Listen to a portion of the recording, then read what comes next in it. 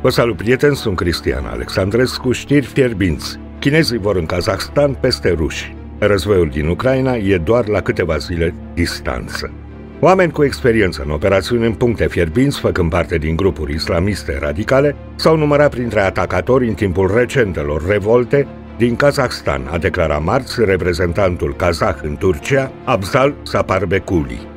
Kazahstanul a fost supus unei agresiuni armate de către grupuri teroriste bine coordonate, instruite în străinătate, a declarat ambasadorul kazah Abzal Saparbequli la Ankara. Grupurile teroriste au apărut prin activarea așa numitelor celule în adormire. Din păcate, agențiile de aplicare a legii din Kazahstan nu erau pregătite pentru atacuri atât de mari și coordonate în mai multe regiuni deodată, a spus el, adăugând că în acest stadiu autoritățile nu cunosc organizațiile teroriste din spatele protestelor. El a spus că 16 soldați kazahi care s-au confruntat cu teroriștii au fost martirizați, dintre care 2 au fost decapitați și 1300 de membri ai forțelor de securitate au fost răniți. Aproximativ 164 de persoane au fost ucise în 4 provincii principale, iar peste 8.000 au fost reținute până acum, a adăugat acesta. Deși telecomunicațiile și internetul au fost oprite, teroriștii aveau walkie-talkie pentru comunicare și coordonare, a declarat Saparbequli. El a explicat că tensiunile recente nu au fost demonstrații pașnice și nu vor fi numite o revoltă precum primăvara arabă sau noua primăvară turcească, deși inițial mitingurile din vestul Kazahstanului au avut un caracter pașnic și socioeconomic. Participanții la demonstrațiile ulterioare n-au înaintat nicio revendicare economică sau chiar politică.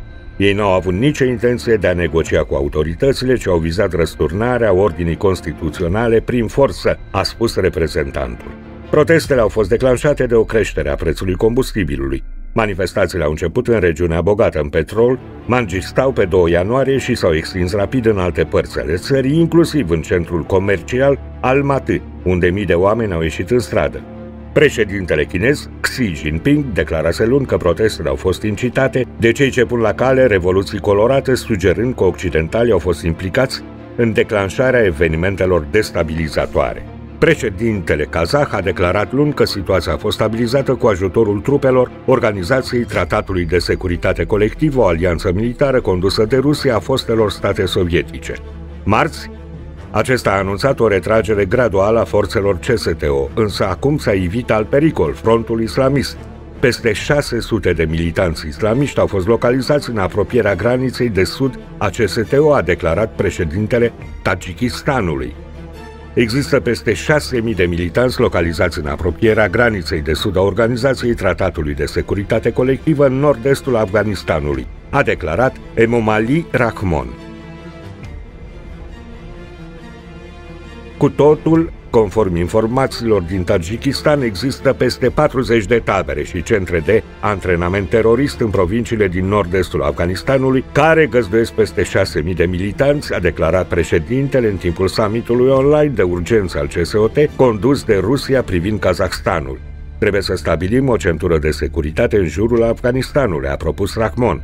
În acest context, se înțelege că trupele CSOT conduse de Rusia nici nu mai trebuie să se retragă cu totul din Kazahstan, ci mai degrabă să stabilească un fel de cartier general acolo pentru a supraveghea mișcările frontului islamist proaspăt descoperit. Mai ales că Rusia are și experiența cu teroriștii căpătată în Siria, al cărui scenariu începe să se aplice și în Kazahstan și va fi de lungă durată. Rick Fisher, analist de afaceri militare chineze, este de părere că un eventual parteneriat sau nu neapărat al Chinei cu Rusia în Kazahstan pentru a menține pacea ar oferi o previzualizare a ordinii mondiale dominată de China, Pax Sinica. Împărțind granițe pe distanțe lungi cu Kazahstanul și având interese și investiții majore aici, China și Rusia par gata să exploateze situația în scopuri geopolitice la nivel superior. Pax Sinica promite o lume în care China e capabilă să proiecteze puterea militară la nivel global și să protejeze o gamă tot mai mare de dictatori clienți de voința popoarelor oprimate, spune Fisher, analist la Centrul Internațional de Evaluare și Strategie. China a dezvoltat astfel de capacități de intervenție rapidă a armatei de eliberare a poporului, inclusiv un număr mare de avioane cargo Xi'an Y-20. O flotă de 20Y-20 ar putea muta rapid 1000 de trupe chineze și 40 de vehicule blindate, mai mult decât suficient pentru a masacra protestatari spontan neînarmați, spune Fisher. Aceasta va fi Pax Sinica, precizează acesta. China chiar face demersuri pentru a trimite ajutor guvernului din Kazahstan ca să stabilizeze situația în țară, dar nu să se alăture trupelor ruse. Secretarul general al Organizației de Cooperare de la Shanghai, SCO, condusă de China, Zhang Ming, a declarat că menținerea stabilității interne și a armoniei sociale în Republica Kazahstan ca stat membru al SCO este unul dintre factorii cheie ai păcii și securității în regiune. De aceea, SCO e pregătită să acționeze în Kazahstan, ceea ce înseamnă că Beijingul ar putea trimite trupe în națiunea cu probleme din Asia Centrală în încercarea de a exploata tulburările în propriile sale scopuri. China așteaptă o invitație de la un organism relevant kazah. SCO, înființată de China în 2001, e formată din 8 țări gata să acorde asistență Kazahstanului dacă există o solicitare corespunzătoare din partea organismului relevant al Kazahstanului, a raportat agenția rusească TASS. China vrea să trimită trupe sau forțe de securitate în Kazahstan, contrar politicii deseori declarate a Beijingului de a se opune amestecului în afacerile interne ale altor națiuni, dar Kazahstanul e un membru fondator al alianței vechi de 20 de ani. Contăm pe stabilizarea cât mai curând posibil a situației, restabilirea ordinii și a securității publice în țară, asigurând drepturile și interesele tuturor reprezentanților poporului multietnic și multiconfesional din Kazahstan, a spus domnul Zhang într-un comunicat. Ministrul chinez de externe a declarat că este pregătit să-l asiste pe președintele autoritar al Kazahstanului, Kassym-Jomart Tokayev. Președintele chinez Xi Jinping a trimis un mesaj de sprijin personal regimului Tokayev, iar Beijingul a emis o invitație oficială liderului kazah de a participa la viitoarele Jocuri Olimpice de iarnă de la Beijing. Ministrul de externe Wang Yi a vorbit la telefon cu viceprim-ministrul kazah și ministrul de externe Mukhtar Kileuberdie, a informat presa de stat din China, amintindu-se de intervențiile majore în economia kazahă din ultimii ani. Președintele rus Vladimir Putin a luat-o înaintea SCO, asigurându-și o invitație rapidă pentru trupele sale de la președintele kazah. După succesul misiunii din Kazahstan, unde trupele ruse urmează să rămână cât va fi nevoie, Putin a declarat la un summit virtual al Organizației Tratatului de Securitate Colectivă că va oferi asistență militară liderilor altor state foste sovietice care se confruntă cu revolte similare. Marea Britanie și Statele Unite au respins cererile Rusiei de veto asupra fostelor republici sovietice care au aderat la NATO și pe cele de retragere a trupelor occidentale din Europa de Est. Președintele Comisiei de Apărare a Camerei Comunelor crede că războiul este iminent. Oficialii serviciilor de informații americane au stabilit că e în desfășurare un plan al rușilor pentru a crea un pretext ca trupele sale să invadeze Ucraina, iar Moscova a prepoziționat deja agenții să efectueze o operațiune cu steag fals în estul Ucrainei, potrivit Casei Albe. Marea Britanie e convinsă, de asemenea, că Rusia e în plină desfășurare a strategiei de atac asupra Ucrainei. Mă tem că o invazie a forțelor ruse este inevitabilă și iminentă și am permis ca acest lucru să se întâmple. Un război în Ucraina e la câteva zile distanță, a declarat Tobias Ellwood, președintele conservator al Comisiei de Apărare a Camerei Comunelor, potrivit Daily Mail. După dezvăluirile serviciilor occidentale, Ministerul Rus al Apărării a publicat vineri un film în care vehicule blindate și alte echipamente militare sunt încărcate în trenuri, în ceea ce Moscova a numit un exercițiu de inspecție, pentru a exersa desfășurarea trupelor pe distanțe lungi. Alături de trupele aflate deja de-a lungul graniței, mai multe avioane rusești au fost transportate în regiune în ultimele zile, iar fotografiile din satelit au confirmat poziționarea spitalelor militare improvizate, de obicei un indiciu că va fi organizată o ofensivă terestră.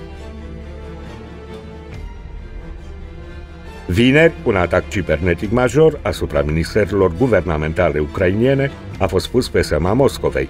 Hackerii ruși au lăsat mesaje pe site-uri web care spuneau ucrainieni: să vă fie frică, așteptați-vă la mai rău, e trecutul, prezentul și viitorul vostru. Statele Unite au avertizat cu privire la o posibilă operațiune sub steag fals, ce va permite Rusiei să declare că Ucraina a atacat trupele proruse în estul țării ca scuză pentru invazie. Oficialii serviciilor de informații americane au stabilit că este în desfășurare un plan rusesc pentru a crea un pretext pentru ca trupele sale să invadeze Ucraina, iar Moscova a prepoziționat deja agenții să efectueze o operațiune cu steag fals în estul Ucrainei, potrivit Casei Albe. Secretarul de presă al Casei Albe, Jen Psaki, a declarat că descoperirile serviciilor de informație arată că Rusia deja a început o campanie de dezinformare pe rețelele de socializare care încadrează Ucraina drept un agresor ce pregătește un atac iminent împotriva forțelor susținute de Rusia în estul Ucrainei. Psaki a subliniat că agenții ruși antrenați în războiul urban ar putea folosi explozibili pentru a comite acte de sabotaj împotriva propriilor forțe proxy ale Rusiei, dând vina pe Ucraina. Suntem îngrijorați de faptul că guvernul rus se pregătește pentru o invazie în Ucraina, care ar putea duce la încălcări pe scară largă a drepturilor omului și crime de război, în cazul în care diplomația nu își îndeplinește obiectivele, a spus Psaki. Purtătorul de cuvânt al Pentagonului, John Kirby, a descris informațiile drept foarte credibile. Un oficial american a declarat că o mare parte din informații au fost culese din comunicări interceptate și din observațiile mișcărilor agenților, potrivit Daily Mail. Descoperirile serviciilor de informații americane, care au fost desecretizate și împărtășite cu aliații înainte de a fi făcute public, estimează că o invazie militară ar putea începe între mijlocul lunii ianuarie și jumătatea lunii februarie. Fermele de troli ruși, activitate la capacitate maximă. Consilierul pentru Securitate Națională de la Casa Albă, Jake Sullivan, a declarat anterior că Rusia pune bazele pentru invadare sub pretexte false.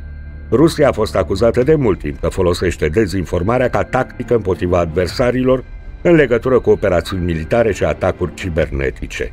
În 2014, mass media de stat rus a încercat să discrediteze protestele pro-occidentale de la Kiev ca fiind organizate de Statele Unite în cooperare cu naționaliștii ucrainieni fasciști și au promovat narațiuni despre legăturile istorice ale Crimeei cu Moscova, potrivit unui raport al observatorului internet al Universității Stanford.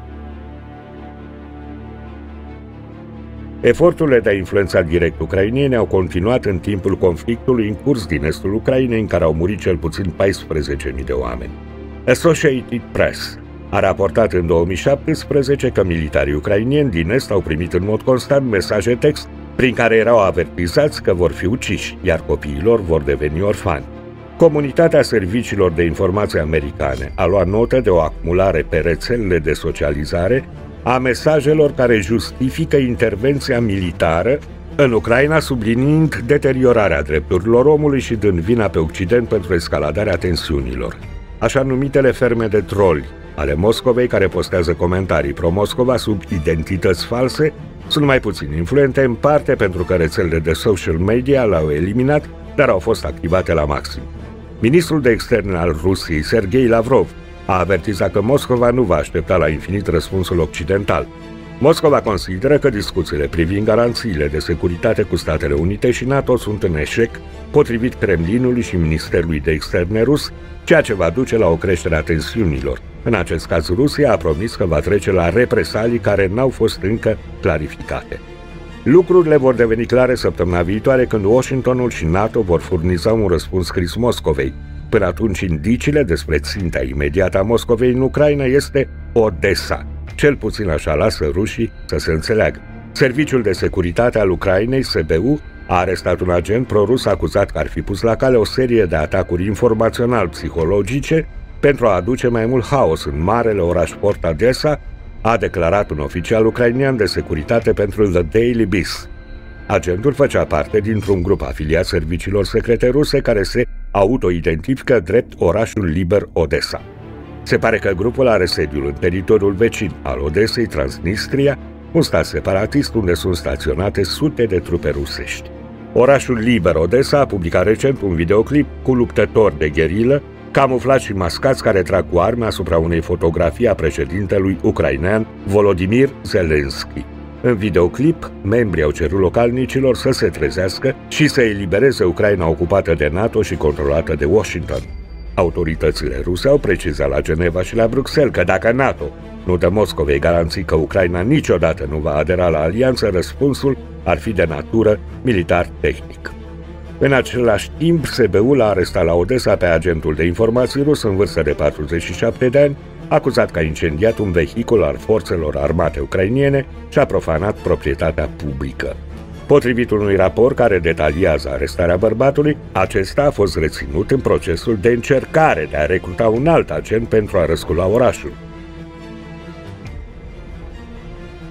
Agentul era un străin care venea periodic în Ucraina în numele serviciilor secrete ruse, iar responsabilii cu planificarea atacurilor sunt reprezentanții informațiilor militare ruse care operează de pe teritoriul nerecunoscutei Republici Moldova Transnistreană, se menționează în raport. Potrivit SBU, agentul ar fi plănuit să atace birourile ONG-urilor din orașul alăturat. Spionul rus a sosit la Odessa în decembrie, a spus ofițerul de securitate Alexander Kovalenkov. Fiind foarte aproape de Transnistria, orașul nostru rămâne o țintă de sabotaj și atacuri teroriste. Situația e periculoasă. Serviciile de securitate ucrainene au rămas în alertă maximă la Odessa în săptămânile premergătoare discuțiilor dintre Rusia și NATO de la Geneva. Până acum, atât oficialii NATO cât și cei ruși au concluzionat că nu au existat progrese semnificative în reducerea riscului unui război în Ucraina pe fondul temerilor de o invazie rusă. Există un risc real pentru un nou conflict armat în Europa, a declarat secretarul general al NATO. Aceste atacuri teroriste asupra Odesei sunt puse la cale de serviciile secrete ruse, GRU, pentru a crea în mod artificial o imagine a unei regiuni separatiste aici, a declarat expertul ucrainean în armată și securitate, Ruslan Forostiac, pentru The Daily Beast, orașul fondat de împărăteasa rusă Ecaterina cea Mare. Odessa, care a fost fondat de împărăteasa rusă Ecaterina cea Mare în 1794, a fost un punct strategic vital pentru Rusia de-a lungul anilor. Luni, adjunctul ministrului rus de externe, Sergei Ryabkov, a avertizat NATO să nu zboare avioane deasupra portului Odessa, care se află la 480 de kilometri de Crimea, cerând ca alianța să răspundă cerințelor Rusiei. Moscova nu ascunde faptul că există un plan în rezervă pentru a-și aduce armata la Odessa. În cazul în care NATO refuză să renunțe la Ucraina, Moscova ar putea recunoaște Donetsk și Lugansk ca republici independente, își va pune forțele militare în Donbass și poate chiar proceda la curățarea țărmului Mării Negre de Ucraina antirusă creată de Statele Unite, conectând Odessa și Transnistria cu Crimea rusă, a declarat un politician apropiat de Kremlin, Sergei Markov. Cu siguranță există un subteran pro-rus la Odessa care va acționa și va lupta pentru a elibera Ucraina de sub huntă. Navele și avioanele NATO au zburat deasupra Odesei în timpul exercițiilor militare internaționale Sea Breeze din 1997. E prea târziu pentru a cere NATO să iasă din Odessa după aproape 3 decenii. Cetățenii Odesei își duc copiii să vadă navele NATO acostate în portul nostru în fiecare zi, în fiecare vară și să asculte orchestra marinei americane. Oamenilor le place să viziteze navele NATO deschise adesea pentru tururi turistice. Și, sincer, ne simțim mai în siguranță, a declarat un om de afaceri din Odessa, Boris Hodorkovski. Odessa are o populație de aproximativ 1 milion de oameni, dintre care majoritatea sunt vorbitori de rusă, iar unii mai sunt nostalgici pentru epoca sovietică. Pericolul este chiar aici, la Odessa. Nu l-am auzit niciodată pe primarul nostru spunând public că Crimea este ucraineană sau că Rusia este agresorul, a spus o studentă universitară din Odessa, Ekaterina Zhukova, pentru The Daily Beast. Nu cred însă că există nicio mișcare subterană de partizani aici care ar sprijini vreodată parașutiștii ruși care debarcă la Odessa. Încă ne doare să ne amintim de oamenii care au murit în centrul orașului nostru în mai 2014, a spus Zhukova, referindu-se la ciocnirile sângeroase dintre protestatarii care susțineau independența Ucrainei și rebelii proruși care au făcut 10 de morți. Atât pentru azi, prieteni, sunt Cristian Alexandrescu și vă spun ca de obicei, pe curând.